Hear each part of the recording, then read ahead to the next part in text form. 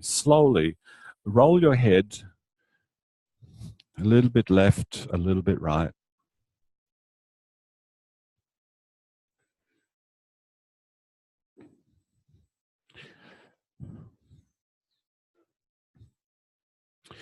And as you're rolling your head, pay attention to the floor. Notice that at every moment of rolling your head, the floor is there supporting you. That's what you're rolling on.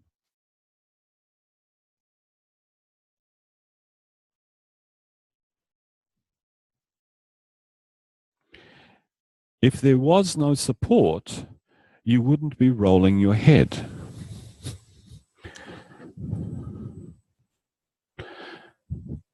Now, you can play a little imaginary game. It's just a game. Continue to roll your head for a little bit and get very familiar with the movements that you're making with your neck. Really tune in to the movements that are happening in your neck.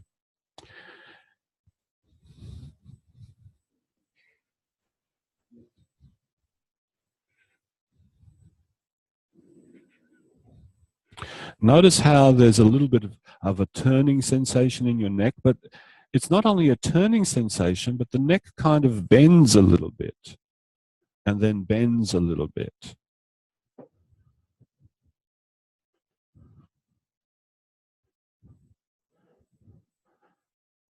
Imagine that same movement happening in your neck, but the floor not being there. If your head was not supported by the floor and you were making this movement with your neck, and your head was still traveling along the same spatial trajectory, what would that be like to do? Now, of course, your head is still supported by the floor, but imagine if it was not.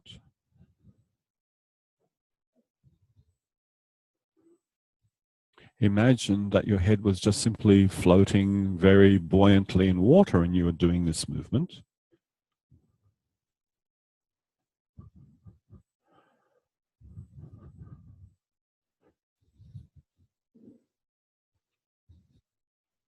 And bring your head to the middle.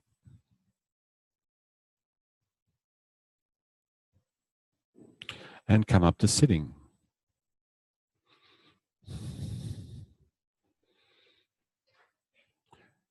Sit with your legs crossed in front of you, or if some of you find that position particularly uncomfortable, you can just have your legs long. It's okay. Lean on the floor behind you with your hands. And now, could you pretend that you're rolling your head on an imaginary floor that's behind you? And can you recreate that same feeling, that same movement in your neck that you just had when you were lying down? Imagine that the floor was behind you and roll your head on that imaginary floor.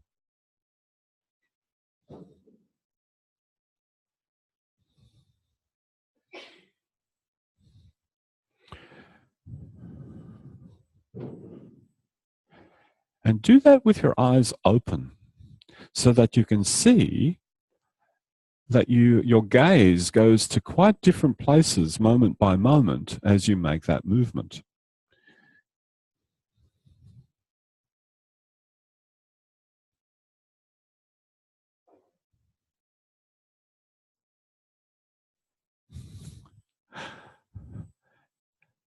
It's a tricky thing, isn't it? Translating something that happened in one orientation to another, it's a really tricky thing.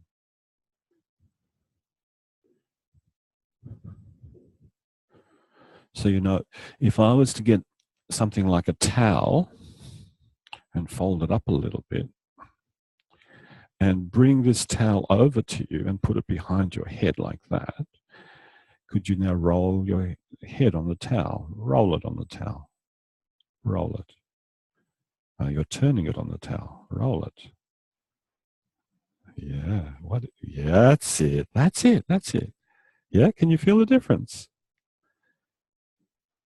Yeah.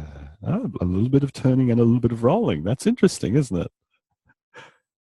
That's nice. A little bit of turning. Less turning, more rolling. It's really complex. Yeah. That's nice. That's beautiful. That's good. Yeah. Now I take the towel away. You continue doing that.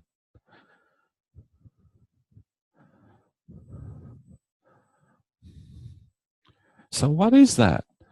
To roll, to have the feeling of rolling your head when there's nothing to touch at the back. Lie down on your back and roll your head again. I think in the last segment, we made this distinction between rolling and turning. If you roll your head on the floor, that at every moment in the roll, a different part of your head touches a different part of the floor.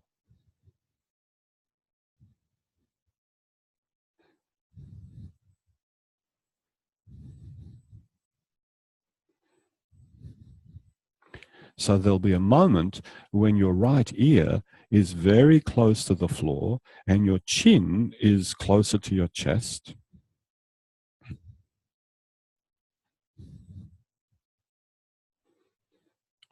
And maybe for some of you, if you think that there's ink on the back of your head, and that as you roll your head, that ink delivers to the floor, what kind of shape would be drawn on the floor through rolling your head? Would it be a straight line? Would it be a curve?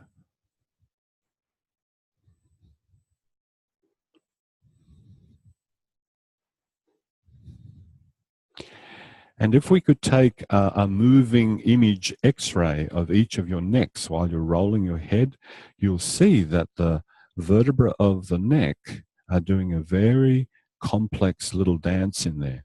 Each vertebra is making a little movement in an arc.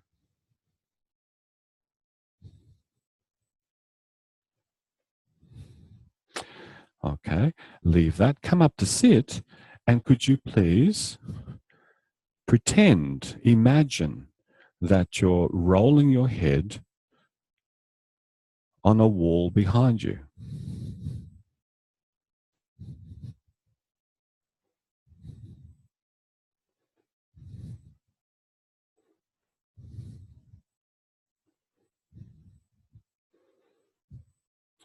And you'll notice that the same relationships between the ear and the shoulder and the chin and the chest begin to appear.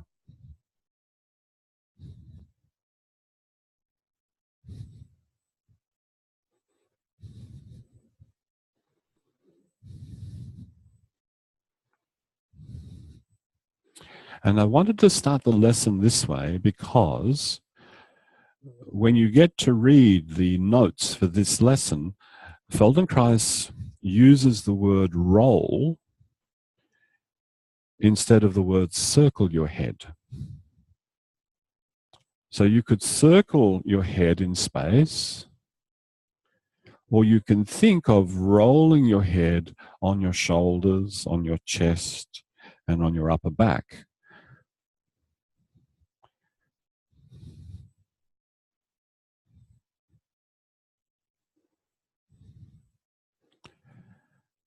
Now, keep doing what you're doing. Very simply, just rolling the head on some sort of imaginary wall behind you. And for those of you that are still a little bit confused like this, about this, please do go to a wall, put your head on the wall and roll your head on the wall. Keep your eyes closed, and you'll notice that your head does something quite different to just simply turning it.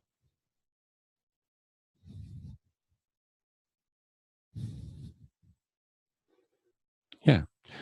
So now your head is vertical and you have the wall behind you, and now roll your head on the wall.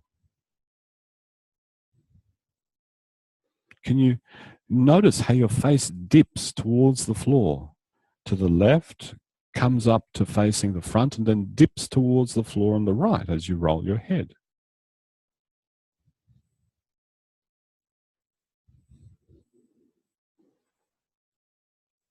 And I would encourage you to open your eyes so that you can have a visual sense of where the eyes go, where they look in space as you roll your head. You definitely do not keep your eyes on a horizon. They dip off the horizon.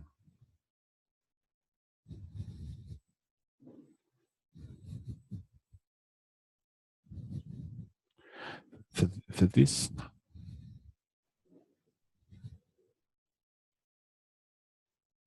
yeah, no big deal. Yeah, no big deal.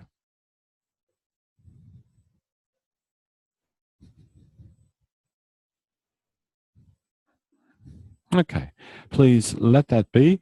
Pause for a little while.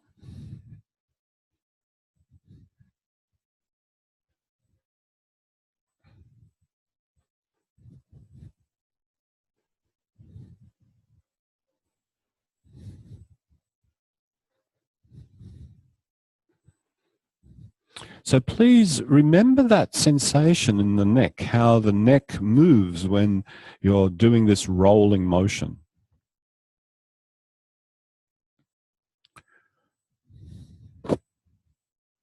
Please come up to sitting. Lean on the floor behind you with your hands.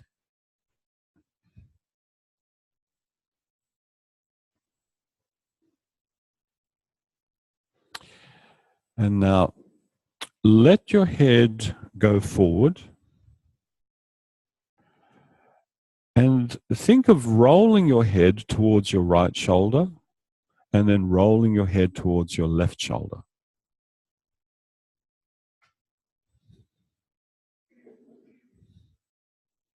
And yesterday I was using a collection of different words. This is kind of a swaying kind of a movement, turning, swaying, maybe the rolling movement makes more sense now.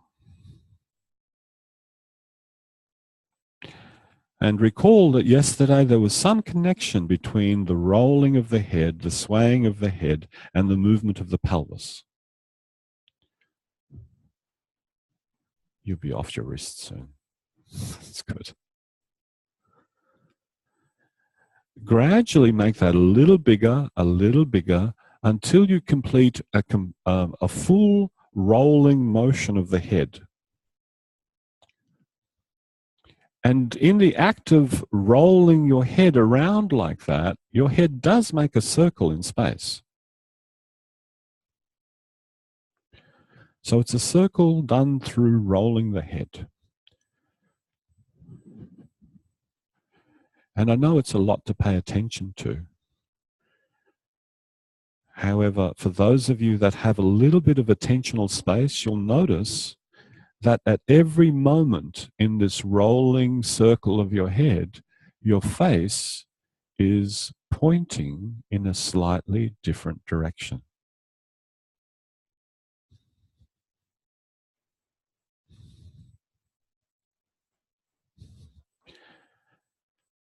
When your head is rolling from shoulder to shoulder backwards, let there be a very long arch through your back.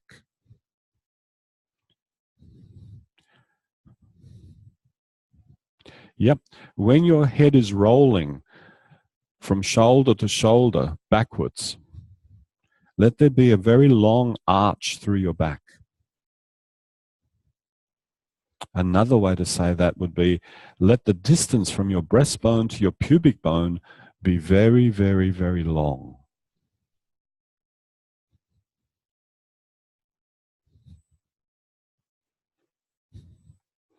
And then when you're rolling your head from shoulder to shoulder at the front, let the back be quite rounded.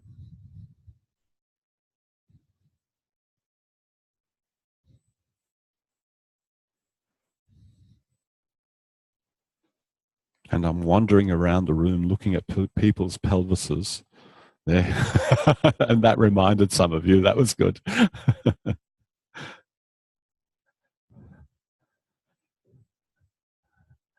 See, without the pelvic motion, a very large proportion of the spine cannot participate because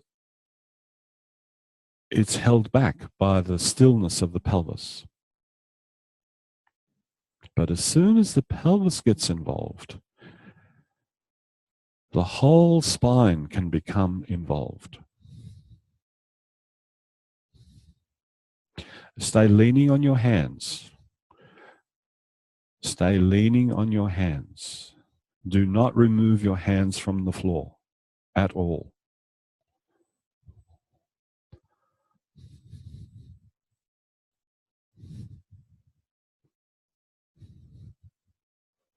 That's good. All right. Stop. Pause for a while.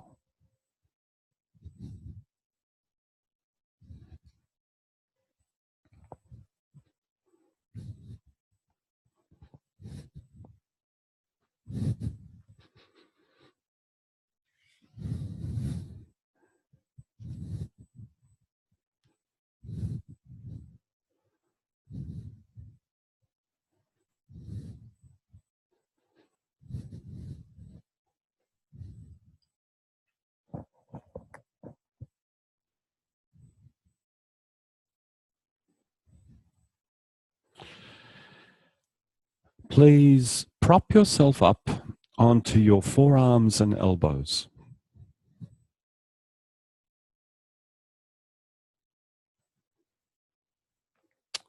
Bend your legs and put the soles of your feet together.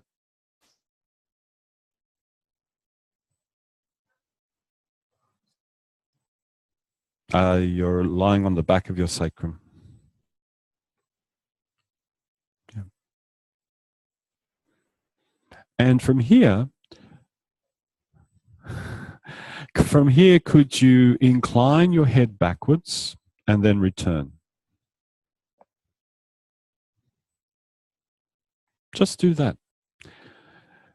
Rest when you need to, before you feel tired.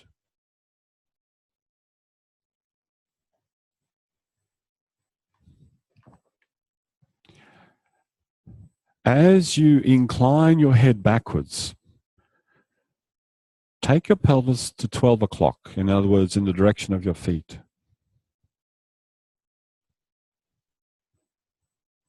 And as you return your head, bring your pelvis back to the middle of the clock.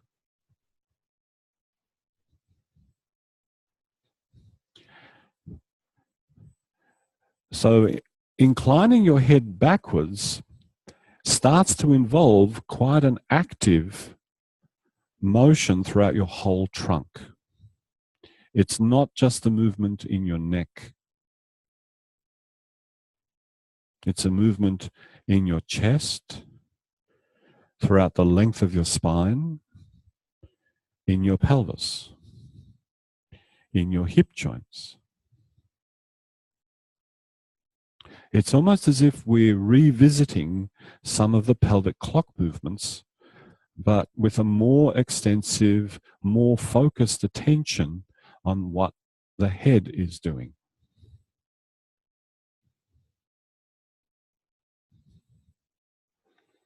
That's it. As the head goes backwards, arch the back, arch the back, arch the back. Yes, yes, yes. There's a lot of back between there. There's a lot of back between the pelvis and the head. It's quite extensive.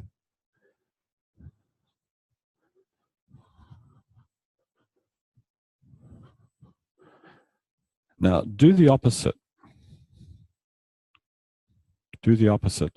Lower your head forwards, forwards, forwards, forwards, forwards. And as you do that, roll your pelvis towards 6 o'clock, which is in the direction of your head.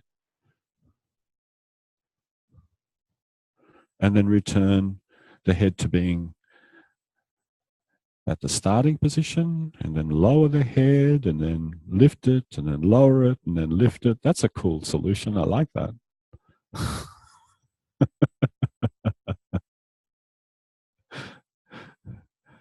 Yeah, that's good.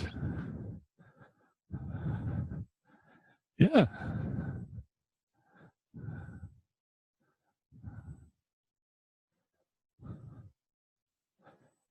Leave that, please. Pause for a while.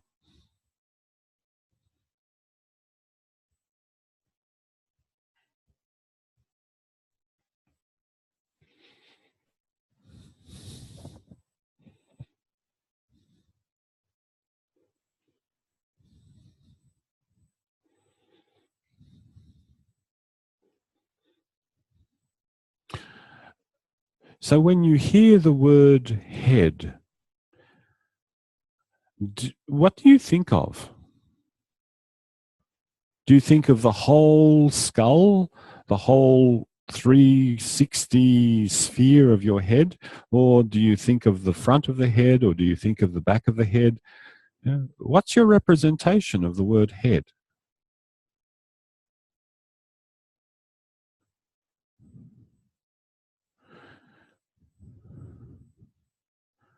Please return to leaning on your forearms and elbows, the soles of your feet together,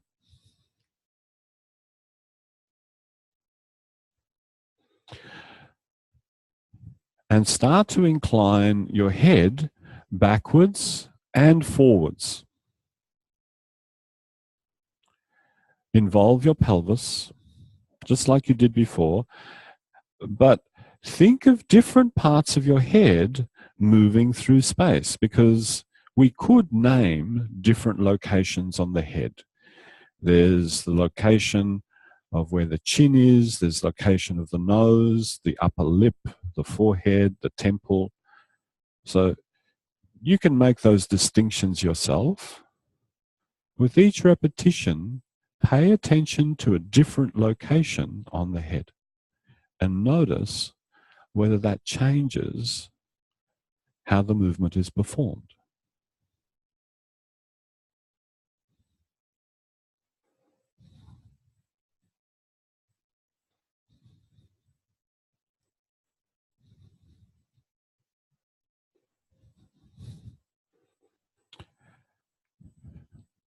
And if you wish to augment that a little bit, to add a little bit to it, think of the locations on the head moving in relationship to some other part of you.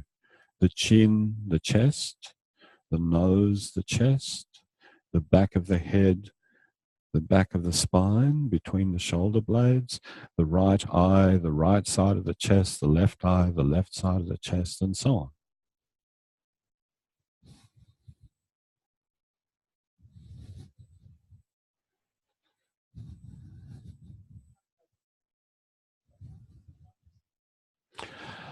It's best if you arrange your arms so that the upper arm really supports you through the bone. If the elbows are sliding, you're losing some of your support.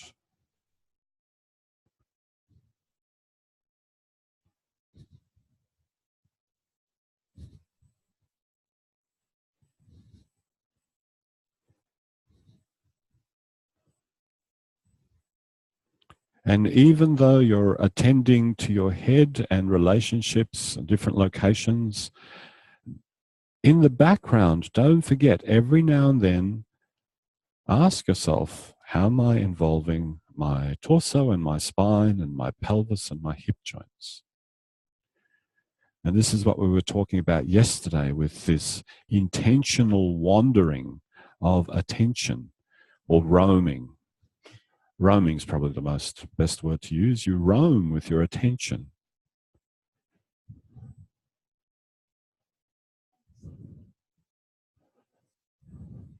The sacrum is moving on the floor.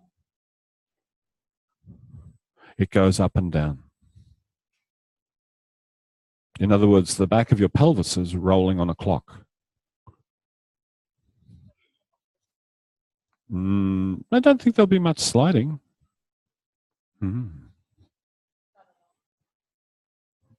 See how it works for you.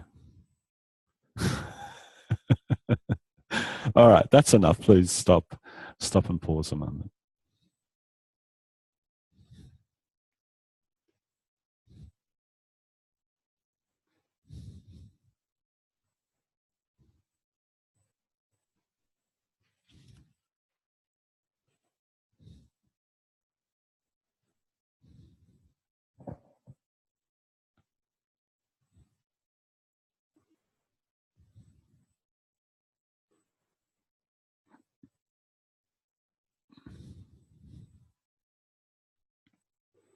So this is one of those lessons that starts to draw quite heavily on different lessons that you've done so far in this segment. The pelvic clock, especially.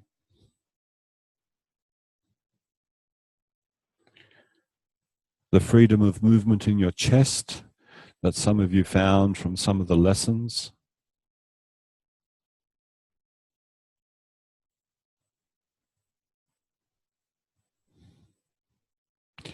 Please return to being propped up on your elbows and your forearms. Have the soles of your feet together, your legs bent. And do ensure that your upper arm is really like a pillar of support for your shoulder girdle. If the elbows are too flared out to the sides, you'll not be well supported. But it's always a balance between comfort and support. So do as best as you can. Now, incline your head forwards. And from this forwards position, ever so slightly, roll your head a little bit to the left, a little bit to the right. And for those of you who are good at imagining or having an image, you know when you go on a long plane journey and you can buy those little neck pillows that you put around yourself, those little things that stop your head from drifting off to the side. You can imagine that your chin is resting on a neck pillow and you're rolling your head on that neck pillow.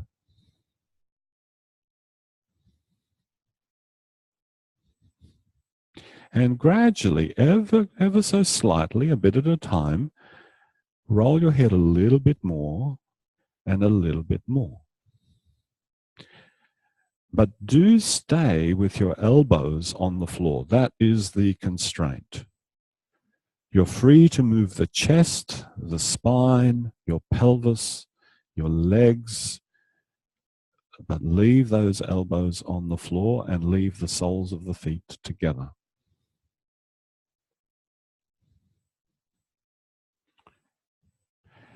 And as you roll your head off to the right, which thigh gets closer to the floor?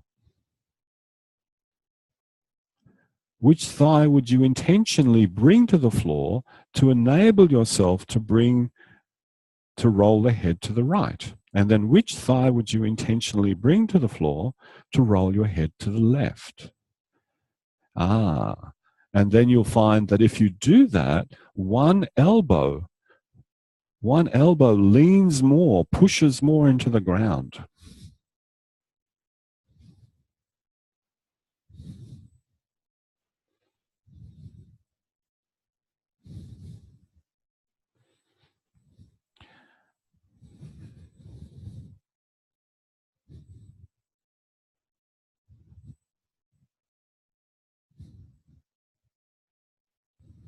Okay, that's enough.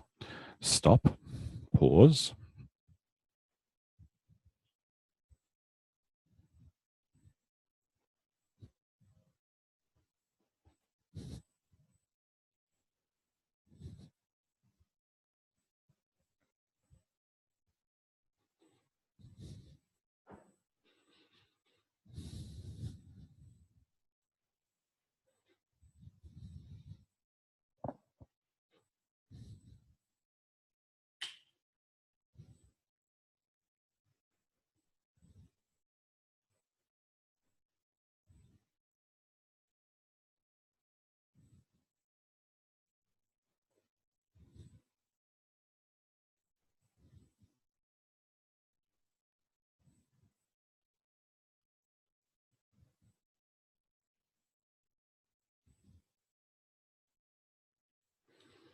Now let's switch positions. Could you please roll onto your front?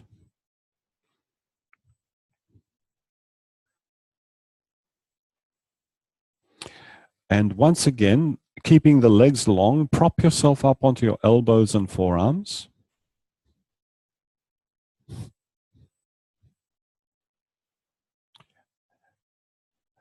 See if you can remain really high up on the elbows and forearms. Don't let yourself sink towards the floor, but stay quite upright.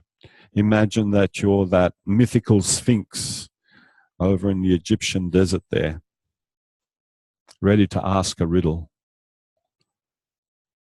Now, from this high position, please just simply lower your head and let it remain lowered. And then return your head to upright. Do that several times so that you can get a sense of how much muscular tension can you release in your neck to lower the head, but still stay high up in that shoulder area.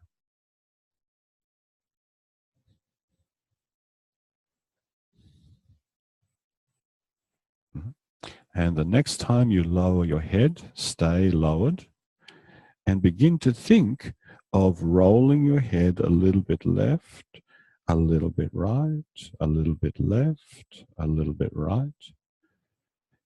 And it's a rather odd position to be thinking of rolling your head, but roll your head. It's not just simply turning the head. It's a little bit of a sway. It's a little bit of a turn. It's a little bit of a change in orientation of the face. And notice that as you take your head left and right like that, your weight shifts from one elbow onto the other elbow, onto the other elbow. And notice, do you sense any movement happening in your pelvis? When your head is rolled around to the left, where are you on the front of your pelvis? Are you on the left-hand side? And when your head rolls around to the left, are you on the right-hand side of your pelvis?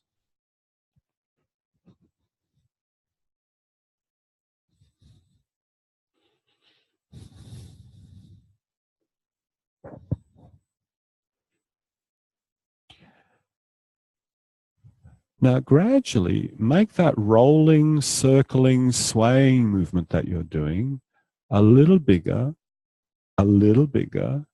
until you take your head around in a complete rolling circle.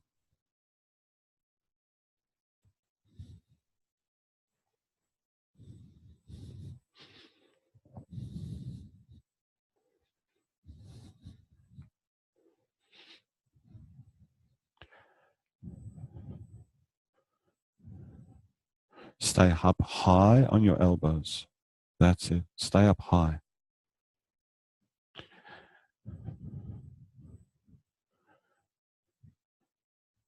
And as you take your head around in that circle, pay attention to the movement that's happening in your chest. There's something that you can do throughout the whole length of the chest that would enable you to circle the head more easily.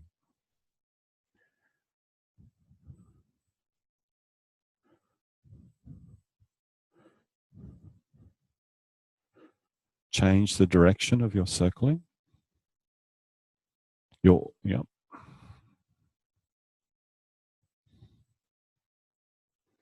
Yeah. And as I'm walking around the room, I'm starting to see some people not only just move their chest, but they're actually lifting their abdomen from the floor and then putting their abdomen back down on the floor. That's neat.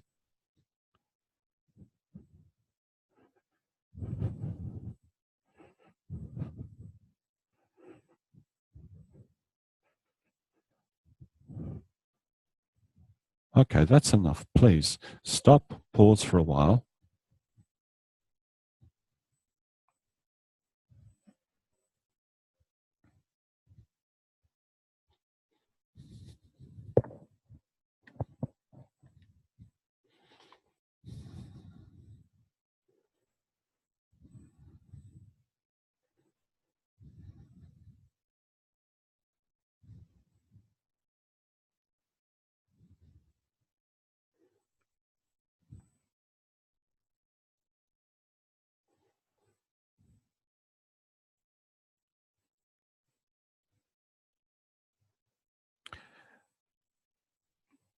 Please return to lying on your front. This time, put your hands in a push-ups position on either side of your torso, so that the palms of the hands are on the floor. And now start to use your arms to lift your head and your chest away from the floor. Leave your pelvis on the floor.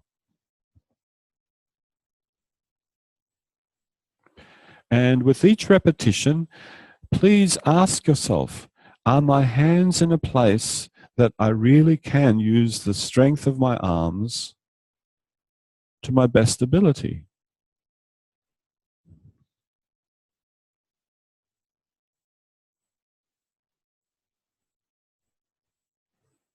And some of you may be able to raise your head so high off the floor that your eyes are on a horizon. And if you can do that, please do that. But if that's hard, raise your head to whatever height is comfortable and stay there. And now in this position, lower the head, let the chin go towards the chest, and begin to roll the head a little bit left, a little bit right, a little bit more, a little bit more, a little bit more, until you're making a circle with your head, a rolling circle with your head.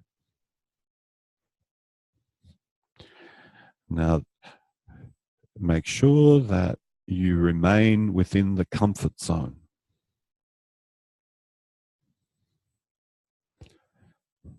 Because as soon as any part of you detects discomfort, the fluidity of muscle motion is going to be compromised. Not a good idea.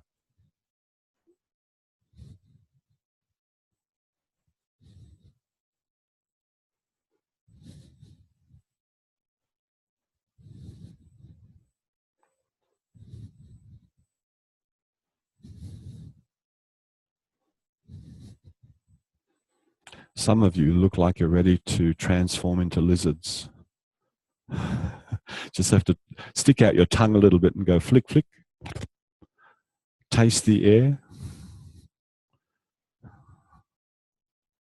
Great. Stop. Pause for a while, please.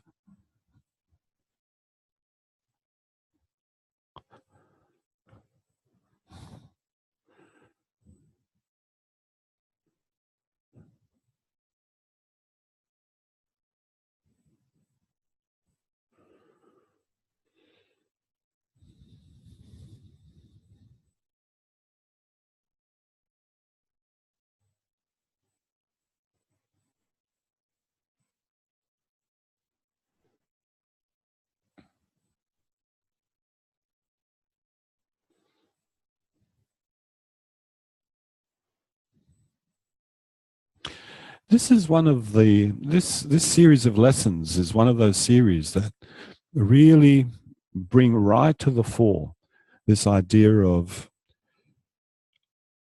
involving as much of yourself as possible to enable one particular part of yourself to move freely through space. And given the perceptual importance of the head, this is where the eyes are, this is where the ears are, the nose, the tongue, the way we orient to the world. Given the importance of the head, this becomes a big deal, that the head be free to move anywhere it can, to survey the environment, sample the environment, and for the rest of the self to actually totally support that.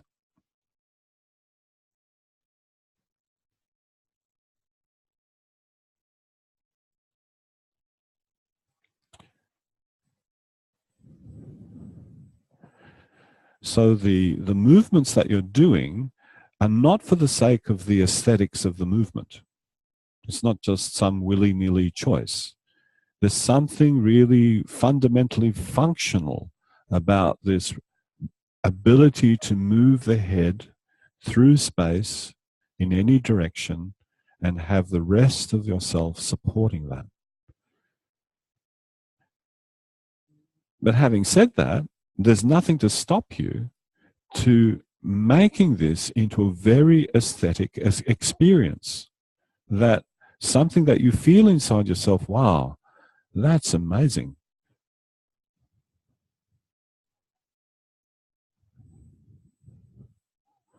Please prop yourself up onto your forearms and elbows with your tummy on the floor.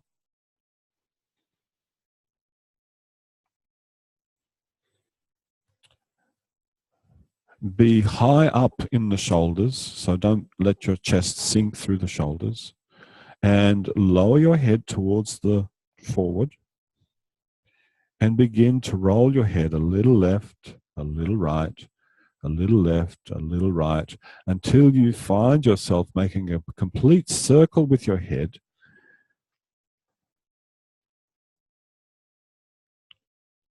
Using your chest, using your spine, using your pelvis, that all other parts of you are at the service of moving your head in a circle, a rolling, circling motion.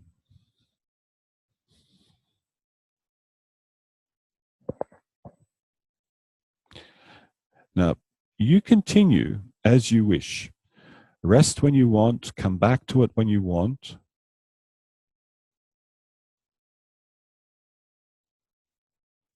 Change direction.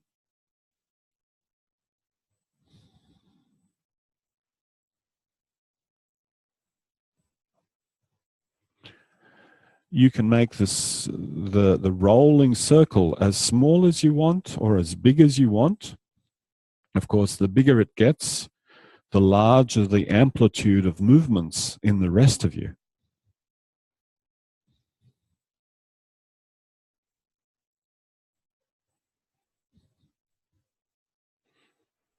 That's it.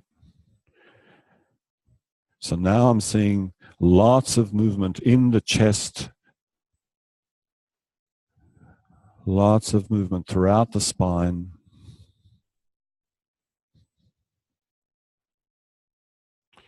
And the shoulder blades, even though they're suspended high, I'm starting to see some of you doing a lot of movement in the shoulder blades, that the shoulder blades just aren't these stationary pillars supporting your chest anymore.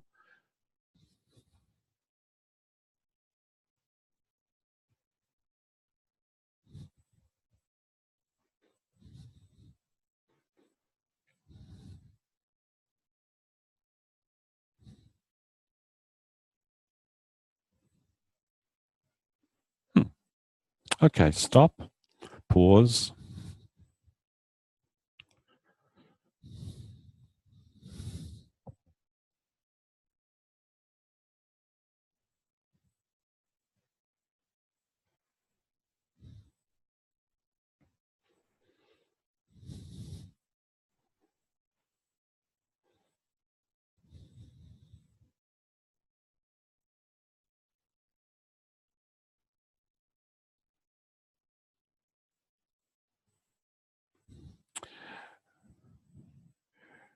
Roll up to sitting, please.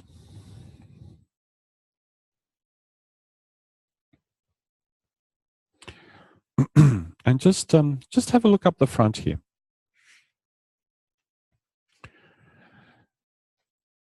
So if I had a little sphere up here, that would be nice, because that could be the head.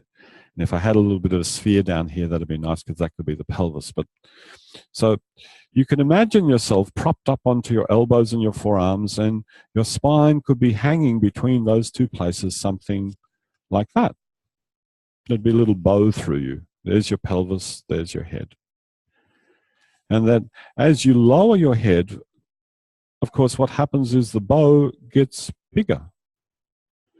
And then as you take your head backwards, the bow gets bigger, but in the opposite direction. So there's this really lovely relationship between what the head can do and where the pelvis can go. And then as you start to circle your head, you can see that something happens throughout the whole middle of you to make a circle with your head. So if I put this way, you can see it's making a circle.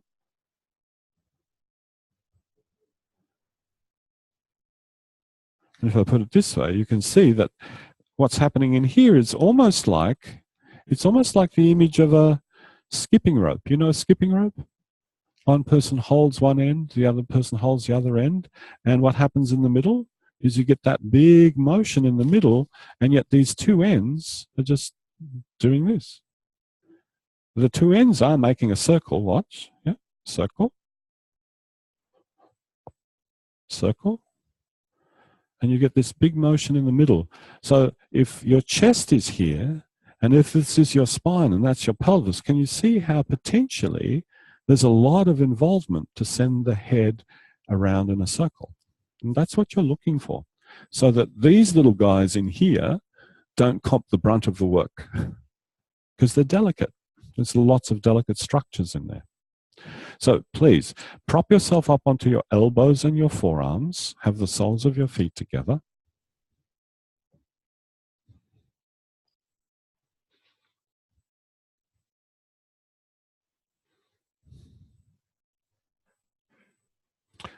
Incline your head forwards. And don't think of making a circle. Just simply push your abdomen out in the direction of your feet. Push your tummy out. Protrude it. And then draw it in. Push it out. Draw it in the direction of your feet. Think of taking your belly and pushing the belly out towards the feet, not towards the ceiling, towards your feet. And feel whether that could drive the movement of your pelvis and whether that could drive the inclination of your head. You're leaning on your forearms and your elbows unless that is problematic. Then don't.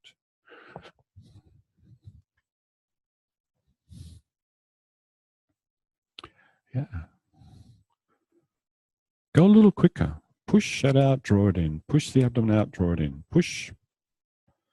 Push, draw in. Push, draw in. That's it. Let your head go with the flow, so to speak. Yeah. As you draw your abdomen in, incline your head forwards. As you push your abdomen out, incline your head backwards. The head always supported by the spine.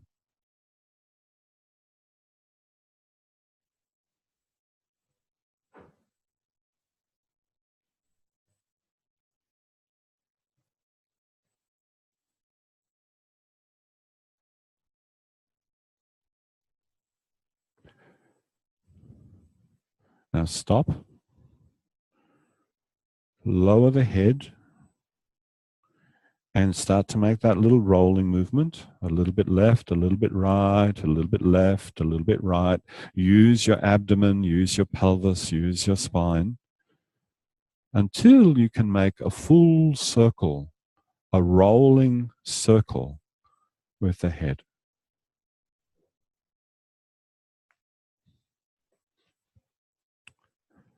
The position is leaning on your elbows and your forearms. However, if if that's not comfortable for you anymore, you're free to come up onto your hands or onto a bolster, which is Lockie's idea, which is fantastic because the bolster acts as a pivot point.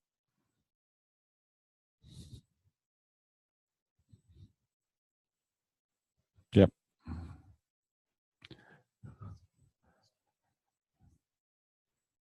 Do less. Just make the circle less. Just make it less. Yeah.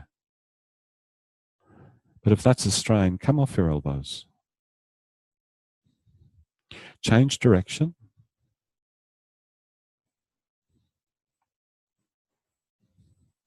And now let's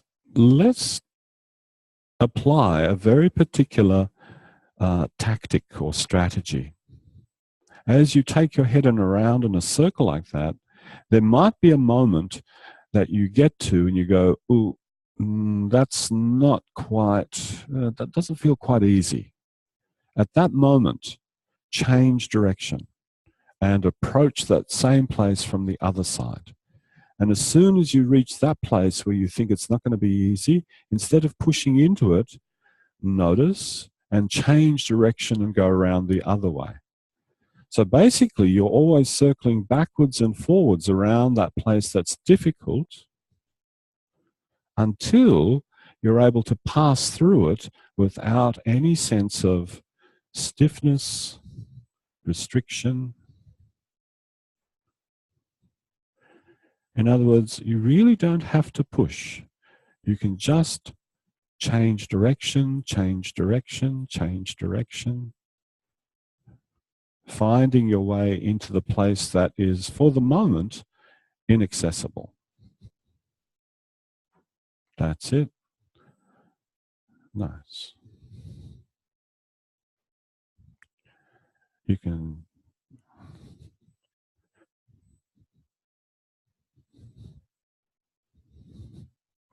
and what such a tactic leaves you with is the feeling of, I can do this amount of circling.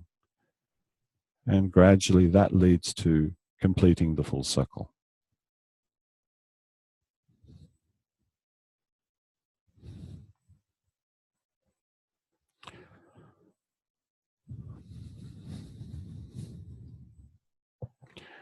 Remember, you can use the power of the abdomen to help the pelvis to move. It can give you a lighter sense of the movement.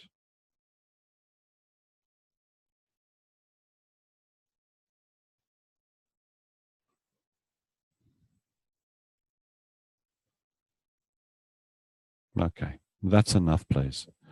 Lie on your back. Have your legs long. Have your arms alongside you.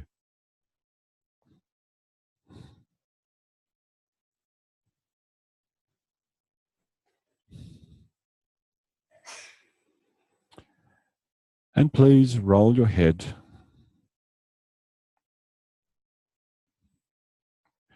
and experience whether there is any difference in the quality of the rolling of your head, in the extent, the range of the rolling, in your understanding of what is involved in rolling your head, or in the clarity of your perception of what's happening as you roll your head. So there's a lot of different things that could have changed.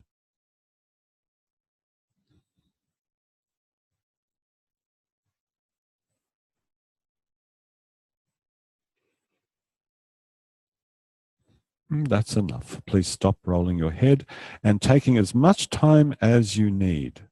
Roll to one side, come up to standing.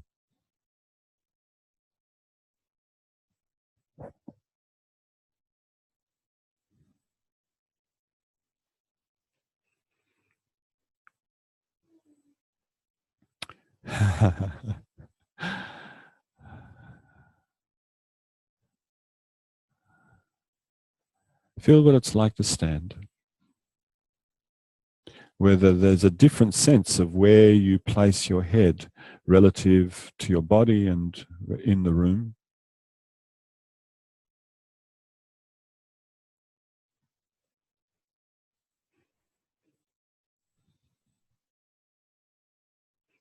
And walk a little bit. Feel what it's like to walk.